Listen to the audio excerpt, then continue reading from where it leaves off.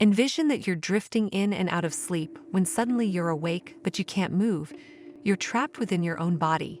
Your eyes dart around the room, drawn to a mysterious figure lingering in the corner, a shadow person. They're there, yet not quite there, a patch of darkness more profound than the surrounding night. The phenomenon of shadow people has been reported by countless individuals worldwide, with experiences astonishingly similar. A dark, humanoid figure, witnessed usually during episodes of sleep paralysis. Despite the frightening appearance, these figures often don't interact, they just seem to be watching us. But who or what are these mysterious beings? Are they mere hallucinations, fragments of our sleepy imagination? Or is there a deeper, possibly paranormal explanation behind these mysterious sightings? Scientifically speaking, many attribute shadow people to a phenomenon known as hypnagogic hallucinations. This typically occurs in the transition between wakefulness and sleep, where our brain conjures up lifelike, sometimes terrifying images that seem to blend seamlessly into our reality. Coupled with sleep paralysis, a state where you're consciously awake but unable to move, these hallucinations can be particularly chilling. Throughout history, cultures around the world have had their own interpretations of these figures appearing during sleep.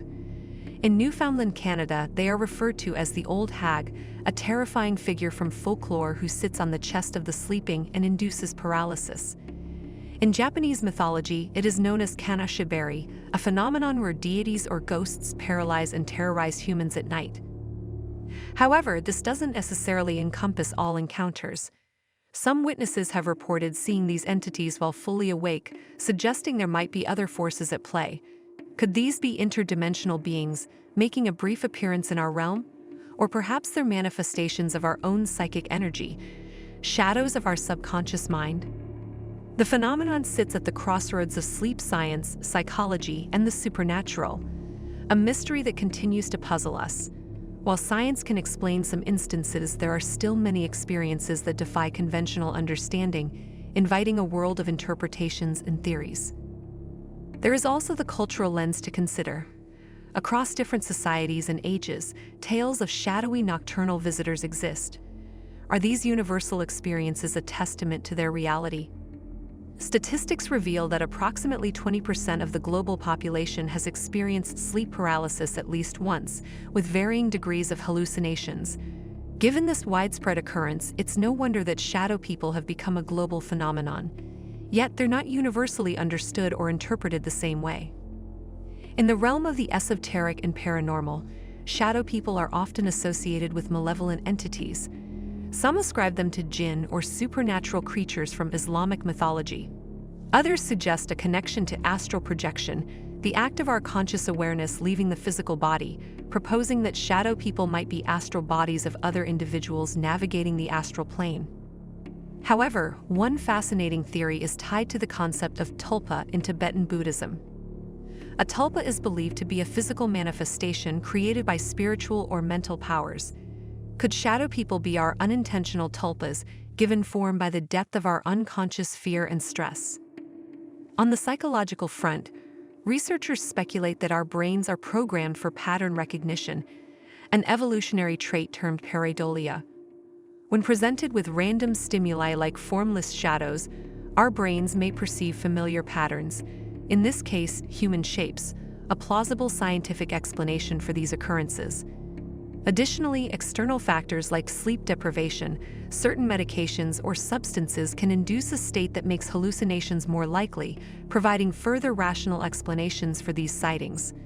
The growing interest in shadow people has led to numerous scientific studies and research projects. For example, a team of neuroscientists at the University of California conducted an experiment that stimulates the brain's right temporoparietal junction, an area involved in self-processing and spatial attention. When stimulated, participants reported sensing an eerie shadow person mimicking their own movements. This could potentially explain why some people experience these apparitions when fully awake. Dopamine, a neurotransmitter associated with reward and pleasure, is often in overdrive during REM sleep, the stage in which we dream. Fascinatingly, abnormal dopamine activity has been implicated in hallucinations and other unusual perceptual experiences. Could an overactive dopamine system be contributing to these nocturnal encounters? If we think back to the Renaissance, Italian philosopher Giulio Camillo proposed the concept of the theater of memory, suggesting our mind is a grand stage where memories come to play. Some researchers concluded that shadow people might be actors in this grand theater, representations of our fears and anxieties that manifest in our half-awake state. In terms of statistics, a 2011 Waterloo University study found that approximately 8% of the general population experience regular episodes of sleep paralysis accompanied by complex visual hallucinations like shadow people. This figure rises dramatically to around 28 to 34% for students and psychiatric patients, hinting at the intricate relation between stress, mental health, and these strange nighttime occurrences. Carl Jung, the renowned Swiss psychiatrist and psychoanalyst, introduced the idea of the shadow as an integral part of his analytical psychology. The shadow refers to the unconscious part of the personality which the conscious ego does not identify with. It includes everything we deny and repress about ourselves, embodying traits we might view as negative or undesirable. So how does this tie back to our phenomenon of interest? One possibility is that the shadow people we encounter during episodes of sleep paralysis or hypnagogic hallucinations are external projections of our own shadow selves. If we accept this interpretation, the formless, dark figures we perceive become mirrors reflecting our inner selves, a literal shadow play of our unconscious mind. The characteristics we often associate with shadow people, fear, intimidation, malice, may not be inherent to them, but could be reflections of our own repressed fears and negative emotions.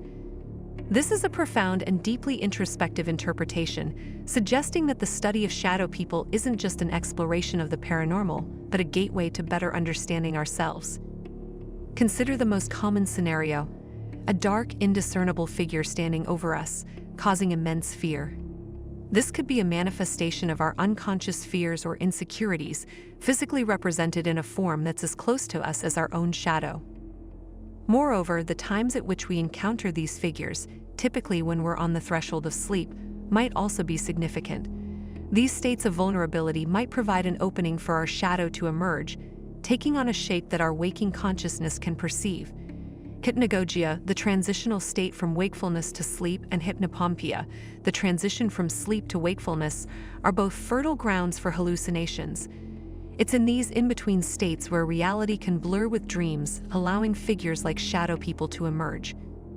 This theory provides a potent framework to analyze and interpret experiences. It invites us to question not just what these figures are, but what they represent within us.